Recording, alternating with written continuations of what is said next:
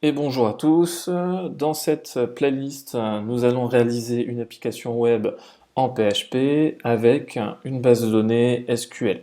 Nous allons utiliser pour la partie front-end le framework Bootstrap. Nous verrons ensemble les concepts de templating en PHP pour optimiser nos vues. Nous verrons également comment mettre en place un système d'authentification sécurisé en utilisant le cryptage des mots de passe et les requêtes préparées notamment. Nous allons mettre en place un système permettant de gérer les droits et accès des utilisateurs en fonction de leur statut. Et cela impactera également l'affichage des pages. Avant de commencer, je vais vous faire une démonstration de l'application. Nous allons ensuite mettre en place les outils nécessaires pour commencer notre projet. Et je donnerai en fin de vidéo des astuces pour optimiser votre organisation de projet en PHP et des extensions utiles pour ce langage. C'est parti pour la présentation du projet.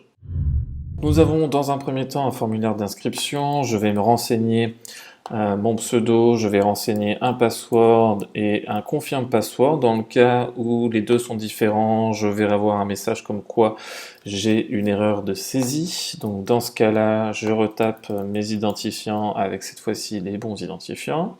Je souhaite être quelqu'un qui souhaite poster une annonce pour être aidé pour faire mes courses par exemple. Donc je vais me créer mon compte et ensuite je vais accéder au formulaire de connexion. Je rentre mes identifiants de connexion. Une fois connecté, j'accède à cet espace-là, l'espace du coup des différentes annonces. Donc je peux visualiser toutes les annonces de toutes les personnes et je peux également aller sur une annonce en particulier. Et je peux également voir mes annonces. Donc là, je n'ai aucune annonce. Je vais commencer par me créer une annonce. Je clique sur le bouton pour ajouter une annonce.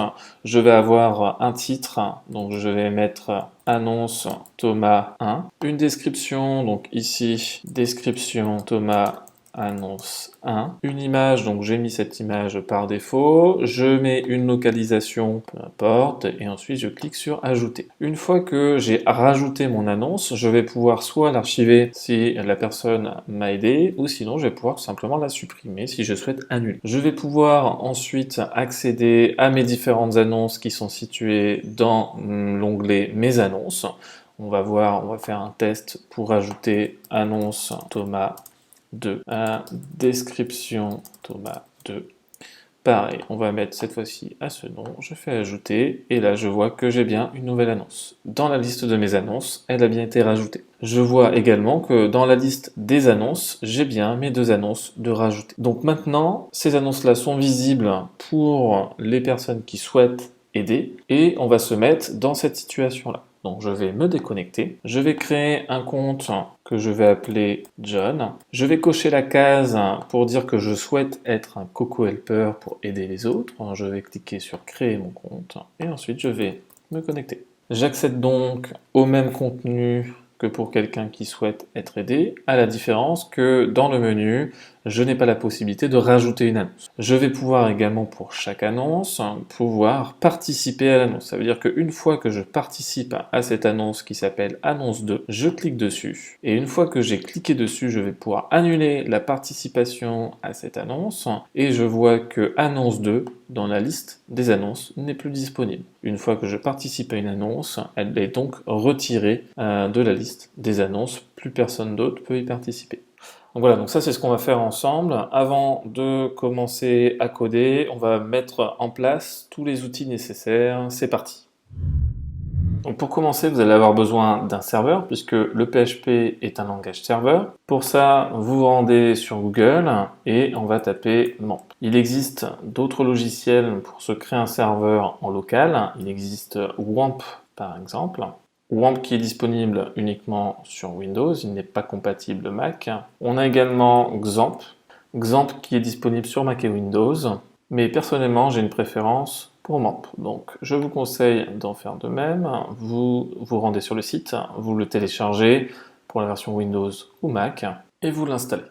Une fois notre serveur lancé, nous allons créer notre dossier projet. Pour cela, nous allons nous rendre dans notre folder dans la partie application. Pour ceux qui sont sur Windows, ce sera dans votre disque dur et ce sera le dossier MAMP. Ensuite, nous allons sur Mac cliquer sur MAMP et dans htdoc. htdoc, ça va être le point d'entrée pour votre serveur Apache qui va permettre d'aller lire tous vos projets. Donc là, on va se créer notre nouveau dossier et on va l'appeler DigiCoco. Nous allons ensuite ouvrir notre projet avec Visual Studio Code. Alors personnellement j'utilise Visual Studio Code, mais vous êtes libre d'utiliser l'éditeur de texte que vous souhaitez. Si toutefois vous souhaitez utiliser Visual Studio Code et que vous ne savez pas comment vous en servir, je vous conseille d'aller visualiser ma vidéo sur Visual Studio que je mettrai en lien dans la description. Et donc je vais ouvrir mon Visual Studio. Je glisse mon projet à l'intérieur de Visual Studio.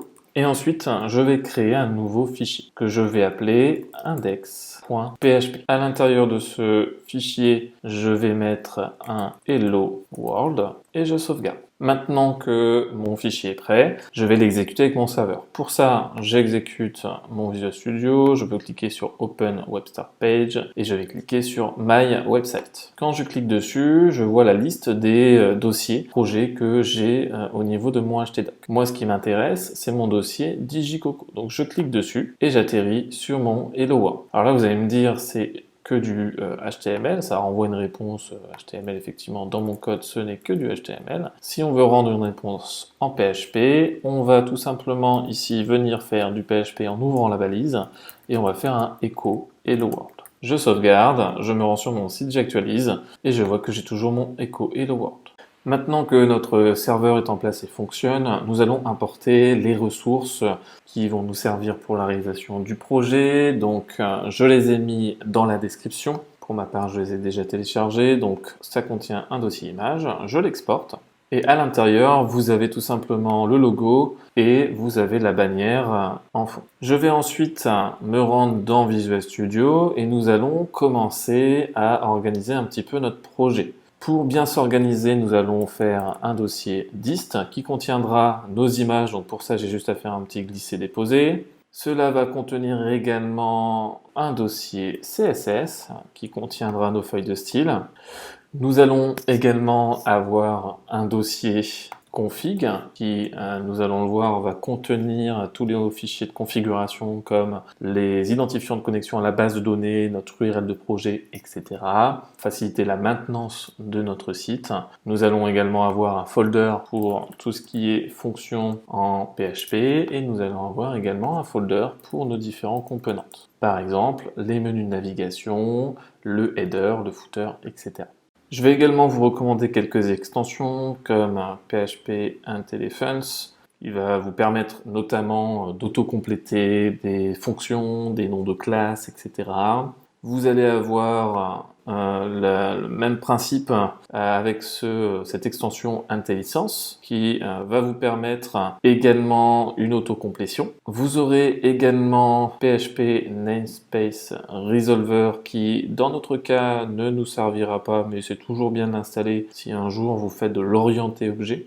Et ainsi que PHP Doc Blocker qui va vous permettre de commenter de manière plus optimisée vos différentes fonctions pour avoir un code beaucoup plus lisible.